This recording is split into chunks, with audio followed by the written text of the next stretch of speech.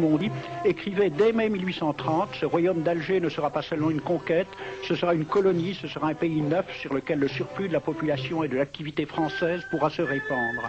Voilà les véritables raisons de la conquête dont il faut aussi éclairer les méthodes.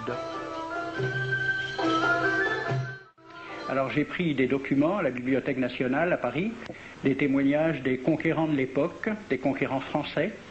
D'abord, des extraits du bréviaire que l'on avait remis aux officiers et soldats qui s'en allaient en Afrique. Cela s'appelait « Aperçu historique, statistique et topographique sur l'état d'Alger ». Voici quelques-uns de ces extraits. Ces contrées sont des terres vacantes, abandonnées aux mauvaises herbes par la paresse et l'indolence des morts. Les femmes du pays sont livrées par la paresse des Arabes, qui passent toute leur vie à fumer, à la turpitude de mœurs extrêmement relâchées. Elles n'ont pas de religion. Beaucoup doutent qu'elles aient une âme immortelle et croient qu'elles ne sont faites que pour la reproduction. Le climat aidant, les femmes sont nécessairement disposées au plaisir. Alors, allez-y, des terres vacantes et des femmes consentantes qui n'attendent que les soldats français. Et puis, à côté, j'ai vu d'autres documents qui marquent l'étonnement des officiers français qui débarquaient en Afrique. C'est Campagne d'Afrique en 1830 par un officier du corps expéditionnaire. Cette terre, qu'on avait présentée comme sauvage et inhabitée, est couverte de jolies maisons de campagne entourées de jardins. Toutes sont bâties sur des hauteurs dont les mouvements onduleux contrastent tout à fait avec l'aridité des côtes de Provence. La végétation y est superbe, et partout des sources et des courants d'eau fécondent la terre. Les fruits y sont en abondance, un grand nombre d'aqueducs amènent les eaux jusqu'à la capitale. Et le maréchal Bugeaud lui-même. J'ai reconnu que l'Algérie produit beaucoup de grains, une immense quantité de bétail. L'immensité des terrains ensemencés atteste l'existence d'une population beaucoup plus nombreuse qu'on ne le pensait. Le commandant Claude-Antoine Roset, dans Voyage dans la Régence d'Alger en 1833. Presque tous les hommes savent lire et compter. En France, on compte à l'époque 40% d'analphabètes. Ainsi, les soldats qui débarquent sont en général moins instruits que les sauvages qu'ils viennent civiliser. Le ministre de la guerre de l'époque, qui s'appelait Girard, il faut se résigner à refouler au loin, à exterminer même la population indigène. Le ravage, l'incendie, la ruine de l'agriculture sont peut-être les seuls moyens d'établir solidement notre domination. Savary, duc de Rovigo, apportez des têtes, bouchez les conduites d'eau avec la tête du premier bédouin que vous rencontrerez, au nom bien sûr de la civilisation. Christian, dans l'Afrique française, un détachement de l'armée parti d'Alger surprend la tribu désarmée des Olifias et massacre sur le champ tous les hommes, femmes, enfants, sans distinction. On parlera de 12 000 morts. Les troupeaux raflés aux Olifias seront vendus au consul du Danemark. Quant au reste du butin, il fut exposé au marché de Babazoun. On y voyait des bracelets de femmes, encore attachés à des poignets coupés, et des boucles d'oreilles pendant à des lambeaux de chair, au nom de la civilisation. Le colonel François de Montagnac. Selon moi, toutes les populations qui n'acceptent pas nos conditions doivent être rasées. Tout doit être pris, saccagé, sans distinction d'âge et de sexe. L'herbe ne doit plus pousser là où l'armée française a mis le pied. Saint-Arnaud, il était commandant et c'était aussi un mari très attentionné. Il écrit à sa femme « Chère Louise, je suis bivouaqué par une chaleur de 40 degrés au milieu de 20 villages superbes qui ne se sont jamais bien soumis. Je leur ai donné jusqu'à ce soir pour payer les impôts et les amendes que je leur inflige. S'ils ne s'exécutent pas, j'enverrai 3 colonnes brûler tout. » En juin 1845, la tribu des Ouled Riha, chassée de ses douars par les détachements incendiaires du colonel Pélissier, se réfugie dans des grottes de montagne. Ordre du maréchal Bugeaud. Si ces gredins se retirent dans leurs cavernes, imitez Cavaignac aux Béha. C'est ce qu'on a appelé les emmurades et les enfumades. Continuons.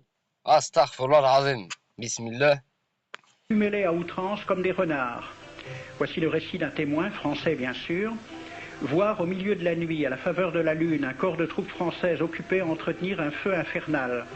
Entendre les sourds gémissements des hommes, des femmes, des enfants et des animaux, le craquement des rochers calcinés s'écroulant. Le matin, quand on chercha à dégager l'entrée des cavernes, gisaient des bœufs, des ânes, des moutons. Parmi les animaux, entassés sous eux, on trouvait des hommes, des femmes, des enfants. J'ai vu un homme mort, le genou à terre, la main crispée sur la corne d'un bœuf. Devant lui était une femme tenant son enfant dans ses bras. Cet homme avait été asphyxié au moment où il cherchait à préserver sa famille de la rage de cet animal. On a compté 760 cadavres. Le 8 mai 1845, Saint-Arnaud découvre 500 Algériens qui s'abritent dans une grotte entre Ténès et Mostaganem. Saint-Arnaud ordonne à ses soldats de les emmurer vivants. Il écrit « Je fais boucher hermétiquement toutes les issues et je fais un vaste cimetière. La terre couvrira à jamais les cadavres de ces fanatiques. » C'est à peu près ce qu'ont dit les Allemands en massacrant le village d'Oradour-sur-Glane. Montagnac, toujours lui, le colonel. Voilà comment il faut faire la guerre aux Arabes. Tuer tous les hommes jusqu'à l'âge de 15 ans. Prendre toutes les femmes et les enfants. Vous me demandez ce que nous faisons des femmes que nous prenons? On en garde quelques-unes comme otages. Les autres sont échangées contre des chevaux et le reste est vendu à l'enchère comme bête de somme. Toujours au nom de la civilisation. Nous rapportons un plein baril d'oreilles récolté pair à pair sur les prisonniers. Il contient même celle d'un de nos 58 gendarmes morts de maladie. 2 pièces de 100 sous ne sont pas à dédaigner. Le maréchal Soult, ministre de la guerre, répondant à des questions à la Chambre des députés. En Europe, un tel acte serait horrible et détestable. En Afrique, c'est la guerre même. C'est la guerre même, c'est du moins ce que dit le ministre français, mais en face, voici un décret pris par l'émir des Arabes, l'émir Abdelkader. Tout Arabe qui amènera vivant un soldat français recevra pour récompense la somme de 8 douros. Tout Arabe qui aura un Français en sa possession sera tenu de le bien traiter et de le conduire le plus promptement possible, soit devant le califat, soit devant l'émir lui-même. Dans le cas où le prisonnier aurait à se plaindre de mauvais traitements, l'Arabe n'aura droit à aucune récompense. À la lecture de ce décret, question d'un soldat algérien, quelle récompense pour un prisonnier vivant? L'émir répond 8 douros. Et pour une tête coupée, l'émir répond 25 coups de bâton sur la plante des pieds. De quel côté était la civilisation? J'ai donc fait ce film avec les citations et des dessins et gravures qui étaient à la Bibliothèque nationale à Paris, et j'ai proposé le film à la Ligue de l'enseignement pour qu'il soit projeté dans les lycées et collèges de France. Si j'ai bonne mémoire, normalement il était interdit 50 ans. Si j'ai bonne mémoire, hein. Il pose une très bonne question. De quel côté est la civilisation? Tout le monde se pose la question. Navarre. La Ligue de l'enseignement l'a refusé avec cette appréciation.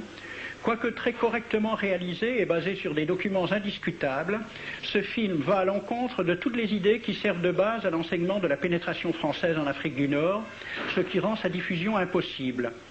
C'était reconnaître que l'enseignement n'avait pas pour but l'éducation, c'est-à-dire l'ouverture vers la réalité, mais l'endoctrinement au service d'une idée politique, ici le colonialisme. L'avion régulier d'Air France a contribué dans une